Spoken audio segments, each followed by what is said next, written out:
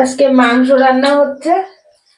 ওই যে ওদিকে পেঁয়াজ আদা রসুন কাটা হচ্ছে, এইখানটা মাংসটা একটু ধুয়ে পরিষ্কার করে নিচ্ছি। এই যে মাংসটা এখানে একটু ধুয়ে পরিষ্কার করে নিচ্ছি।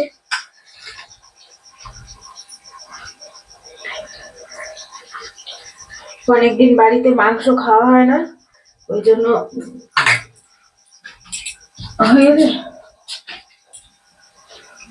অনেকদিন বাড়িতে মাংস খাওয়া হয় না, ওই জন্য এই যে পোল্ট্রির মাংস এনেছে বাজার থেকে, এটা আজকে রান্না করবো। এই যে মাংসে প্রথমে লবণ হলুদ মাখিয়ে দেবো।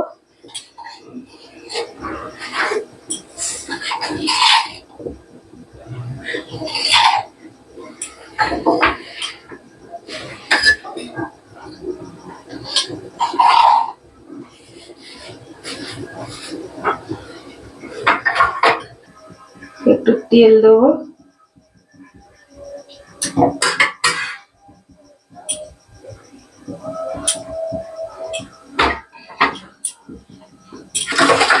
তেল হলুদ আর লবণ দিয়ে মাংসটা ভালো করে মাখিয়ে দিলাম।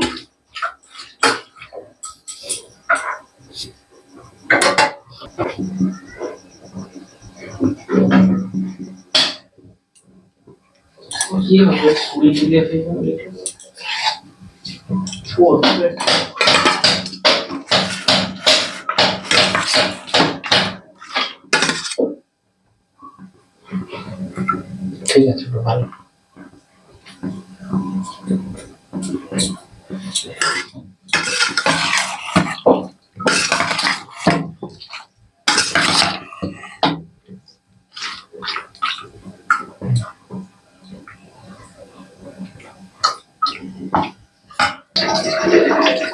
এই যে সব মোটামুটি কেটে রেডি।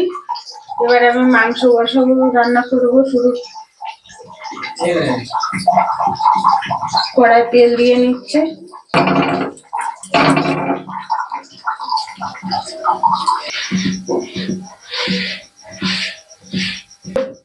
ভেজে নেবো।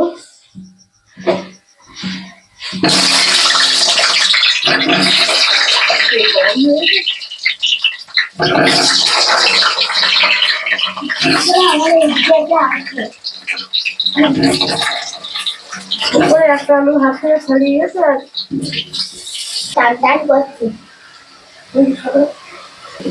এই যে আলুটা ভালো করে ভেজে নিয়েছি, এবার তুলে নেব।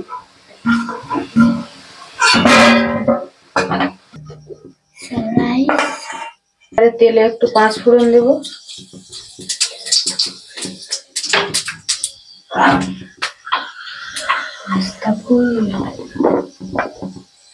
পেঁয়াজ দেবো। মা পড়ে গেছে, মা নোংরা হলো না? না না, গ্যাসের উপরে কোথায় নিচ্ছে। লঙ্কা লঙ্কা দিয়ে দেবো। টমেটো পেঁয়াজ এটা ভালো করে ভেজে নেবো। রসুন আর আদা বেটে রেখেছি, রসুনটা দিয়ে দেবো।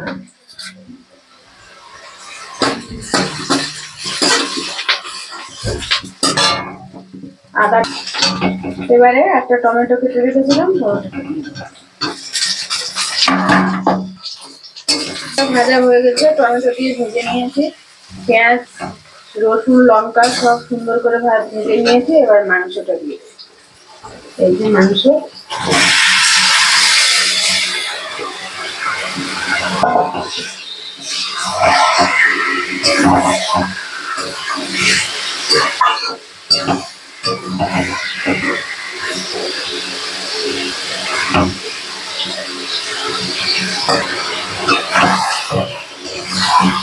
এই যে মাংস কথা হচ্ছে,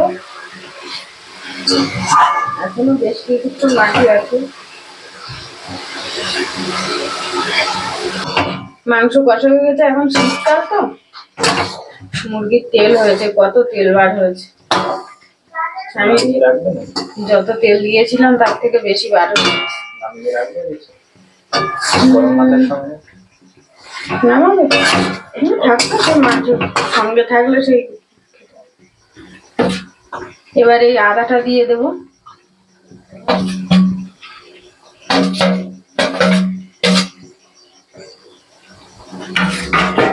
ফুলকপি মাংস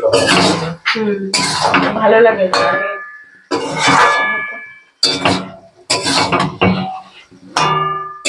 পেঁপে দিয়ে মাংস ভালো লাগে, তাই না? ফুলকপি দিয়েও ভালো লাগে। মাংস কষাই করা হয়ে গেছে, এবারে ভেজে রাখা আলুগুলো দেবো।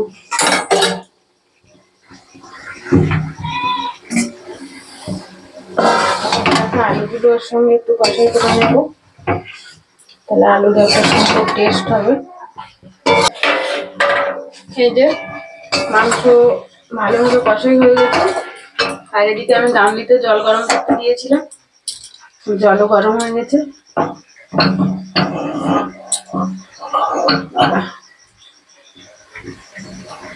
স্টিলের গামলিতে খুব গরম হয়ে গেছে। গরম জল দেবো মাংস।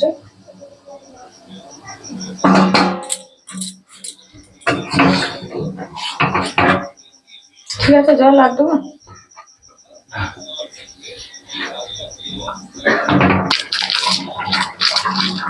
তরকারি হয়ে গেছে, এবারে আমি শাহি গরম মশলা এইটা এক পাতা দিয়ে দেবো।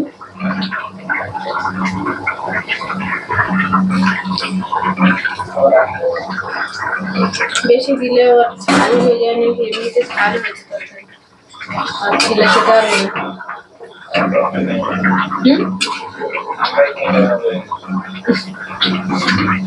ছেলে খেতে ভালোবাসে, তুমি খেতে হবে।